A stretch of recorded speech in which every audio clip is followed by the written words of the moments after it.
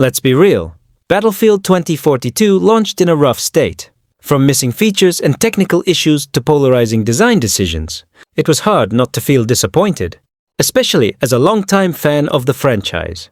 But underneath all the noise, the game had elements that shined, and with time, some of those strengths became clearer. This isn't about denying the problems. It's about recognizing what Battlefield 2042 got right. Let's start with the sheer scale of warfare. Massive battles like never before. For the first time, Battlefield introduced 128-player matches on next-gen consoles and PC. The concept of large-scale warfare has always been a core part of the series, but 2042 pushed that envelope further.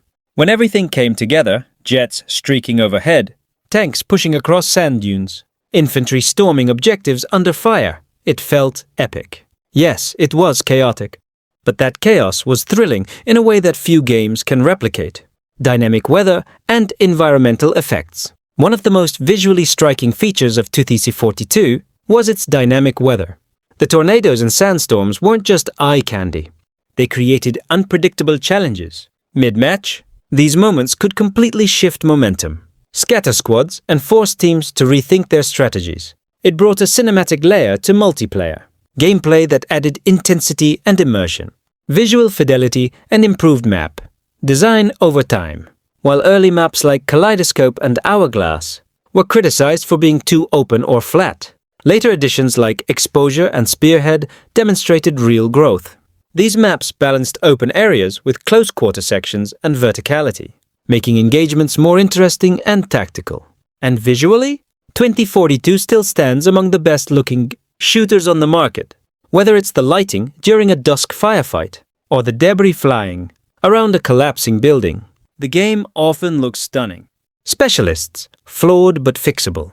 At launch, the specialist system felt like a sharp break from Battlefield's class identity. The over-the-top personalities and open loadouts caused a lot of friction. But after updates reintroduced role-based restrictions and toned down the quips, specialists started to function more like modern evolutions of the classic classes. Some, like Mackay with his grappling hook or Irish with deployable cover, added new tactical options that expanded how players approached fights. Battlefield Portal, a creative goldmine.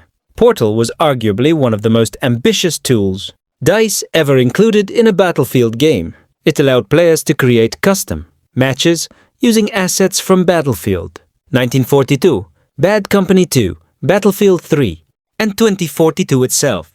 We're talking guns, gadgets, vehicles, factions, all available to mix and match in a rules editor that encouraged creativity. Sure, it didn't take off immediately the way DICE hoped, but the potential was massive. Fans built classic experiences, meme modes, and even skill training servers.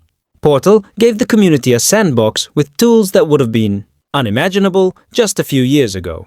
And as the core game struggled to find footing, Portal quietly became a place where Battlefield's legacy lived on.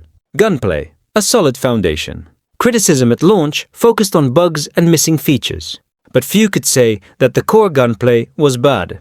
In fact, once netcode and balance issues were improved, 2042 delivered a snappy and satisfying shooting experience. Each weapon class felt distinct, and over time, the recoil patterns, bullet velocity, and attachments were fine-tuned to give players control and precision. It wasn't Battlefield 1's gritty weight or BF4's crisp recoil management, it was something new, faster, more responsive, and designed for vertical and large-scale engagements. Pair this with the Plus system, which allowed players to swap attachments mid-match, and you had a fluid, adaptive gunplay system that fit perfectly with the game's pace.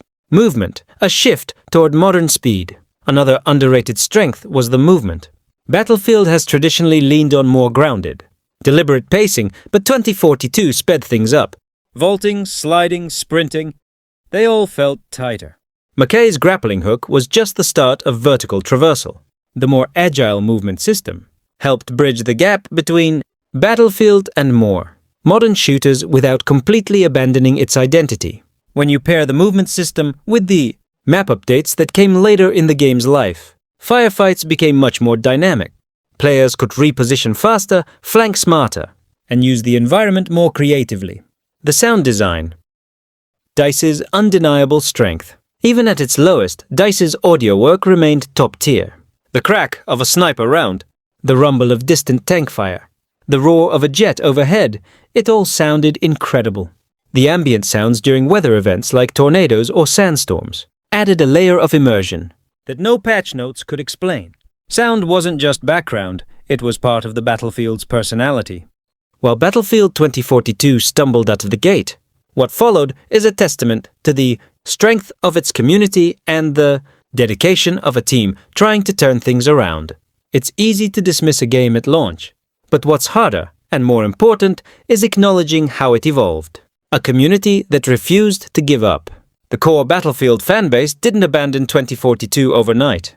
Instead, many stuck around, providing feedback, organizing portal servers, and keeping the spirit of the franchise alive while DICE worked behind the scenes. From Reddit threads and YouTube guides to detailed bug reports and gameplay breakdowns, players were actively trying to shape the game into what it could be. And DICE listened. Slowly but surely, key updates were rolled out, class roles were reintroduced, specialists were refined, and maps were reworked for better flow and balance. It wasn't just a bandage fix, many of the updates fundamentally improved how the game played. That kind of post-launch dedication doesn't always happen in LEA games. Content updates and live service that delivered. The seasonal model introduced new maps, weapons, vehicles, and cosmetics that didn't feel pay to win. While it didn't match the quantity of previous titles like BF4 or BF1, the quality of content updates improved drastically over time. Maps like Flashpoint and Reclaimed offered tighter, more balanced experiences, while new weapons like the AC-9 or RM-68 became fan favorites. Even more impressive was how the tone shifted from corporate to community-driven. The developers began addressing concerns more directly, patching issues faster, and even restoring the class system. A bold move that showed they were willing to reverse course for the better.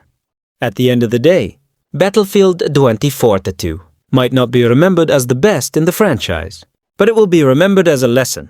A lesson in ambition, in recovery, and in how a franchise can listen and grow. The silver lining is that 2042 laid the groundwork for future titles. Its engine, its scale, its portal concept, all of these could lead to something incredible if handled with care. If nothing else, 2042 proved that the Battlefield formula still works when the right ingredients are in place. The spectacle, the sandbox, the squad-based mayhem, it's all there, even if it took a while to shine. Thanks for watching, and if you want a deeper dive into my full thoughts, be sure to check out my Battlefield 2042 review in 2025, linked in the description below.